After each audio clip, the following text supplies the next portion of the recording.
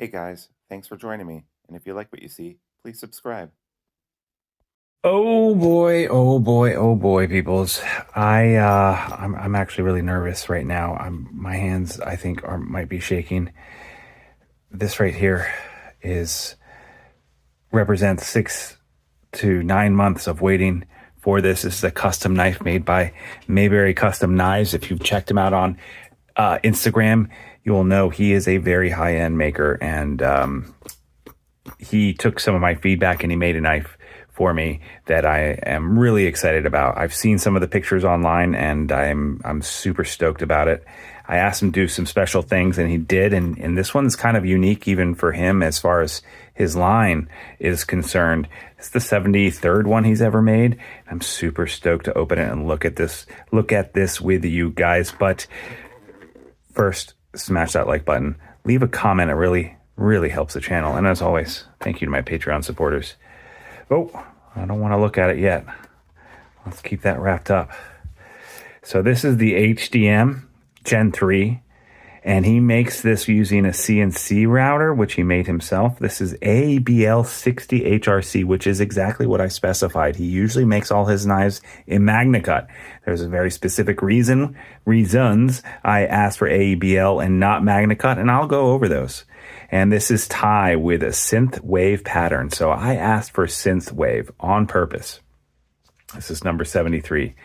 So I love that style. I love the old school. If you look at the old graphics from MTV or Miami Vice or the Hawaiian type logos or things like that, where you've got radial grid type and sunsets and different colors, which are neon and fading here and there in different colors. I like that aesthetic. And so that's what I asked for. I was like, he's never done anything like this. Let's see what he can do. And looking at the pictures, it looks great. So I'm excited to see what it looks like in person. Oh, okay. So this is please read before disassembly. The stop pin on the HDM is eccentric and adjustable. Oh, all right. I'll have to go over that. I will be disassembling this. So he has a compression lock on this, and with a button actuated one for a custom maker. I feel like that's unheard of. I don't know of any other, please correct me if I'm wrong, a custom maker who makes a compression lock with it as button actuated. They usually go with frame locks or inserts. Oh wow! Oh God, look at that! That is so cool. So this, he had to come up and do special, this synthwave pattern. He told me he had to come up with special drafting for this and come up with it because it is, each line is basically unique. He had to come up with a way of making this pattern so that it looked right to the eye, but each line almost has to be drafted individually to give the smoothness to each curve, and that is really cool. And I don't know if you can see this, but this is really cool. Look at this pivot. I don't know if this is coming out in the video or not, but it's almost like goes from dusky rose to like this peach color or gold color, depending on which way you hold it. And do you see these lines underneath there? It's almost like that's the sun setting in there, which is a part of the aesthetic of synthwave, which is definitely, you see that a lot. That is so cool. Wow. So black accents. Look at this very nice clip here. I'm sure he would have made it reversible if I needed it to, but I'm right-handed. And there's no maker's mark on here except for right there on the clip. There's a little M. Very cool. All right, what do you think? Should we open this? So this is what he was talking about. This is this is eccentric. In other words, it's thicker or one, and it's perfectly adjusted the way it is right now. So yeah, that's very cool. So this stop pin is custom depending on how you want it to open and detent and lock and stuff, right? Should we open it? I think we should open it, guys. All right, let's do it. All right, you ready? I'm gonna reverse flick it. Ooh, beautiful sound. Wow. And it's now engaged with a compression lock, right? And it looks like those liners have a coating on them too. Andy, if you're watching this, could you comment and let me know if that is just the color of the steel of the liners, or if that's actually, if you've covered it in a coating? It looks almost like there's some kind of coating on the actual compression lock. Obviously, the button has been blacked out with a matte black. Very cool. All right, let's check out this action. Oh, perfect. Ooh, let's try the thumb. Oh, yeah, thumb works.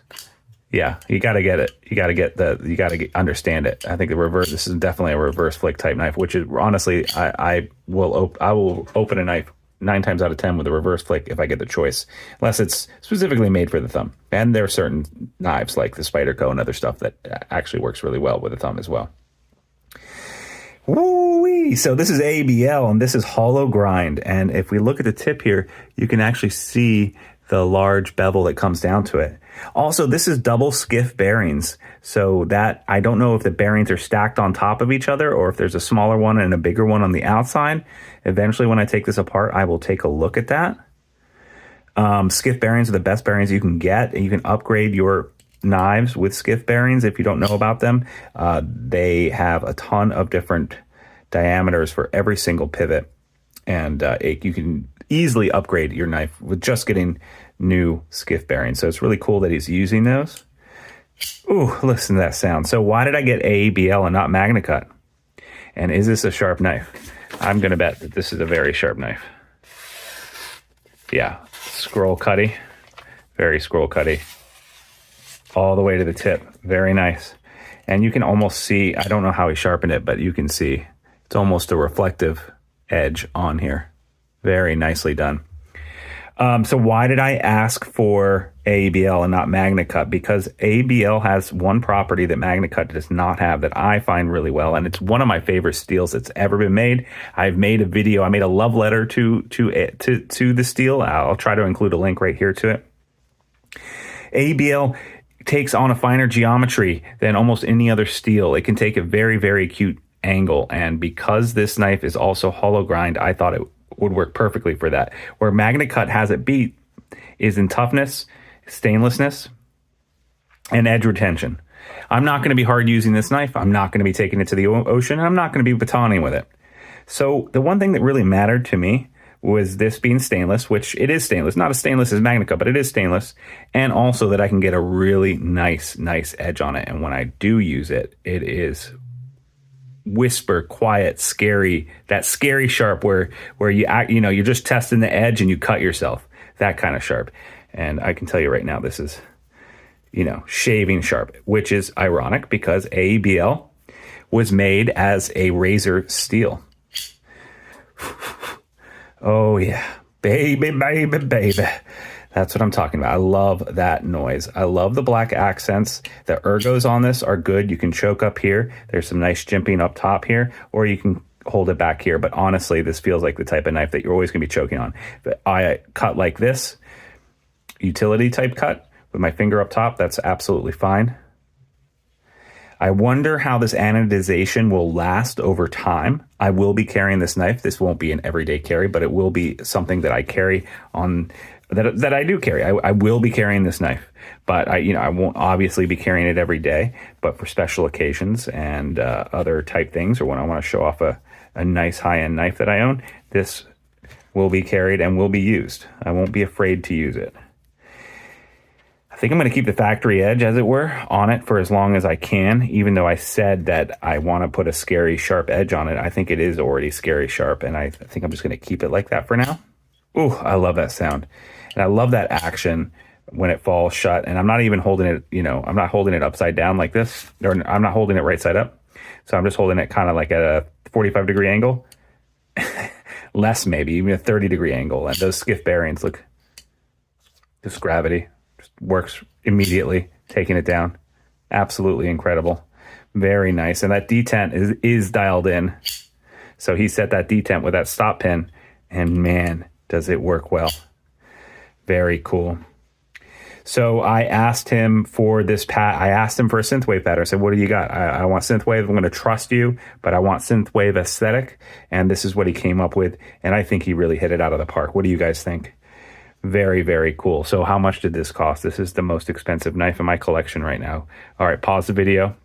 Now that you've seen all the different things that I've told you how we made it, make a guess in your head. How much do you think I paid for this? All right. Well, if you answered $825 with shipping, I think it was like $840, then you guessed correctly. And I think that for an American maker for this high quality, it's well worth it. This is just a first impressions and unboxing, as it were. I will be doing a disassembly, and I will also be doing a full review.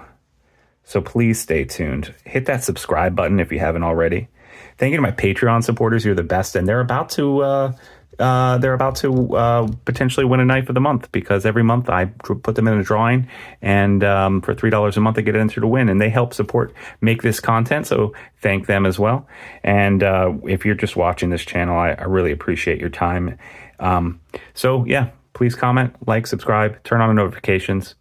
Thank you so much. Let me know what you think about this Mayberry Custom. Check out his Instagram as well, and go ahead and follow him. All right, I'll see you guys next time on Sharp Ends. Bye-bye now.